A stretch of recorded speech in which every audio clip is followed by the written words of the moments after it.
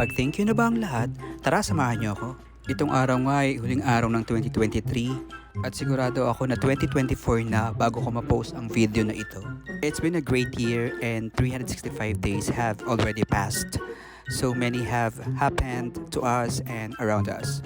But here we are on the last day saying thank you to God for the year. At naway patubayan niyo po ulit kami sa taong ito.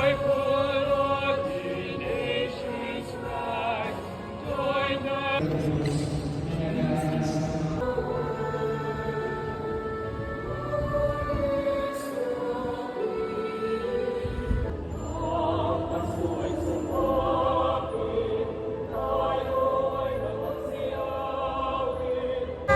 it's raining na hindi ka ba nilalamig. See you next year.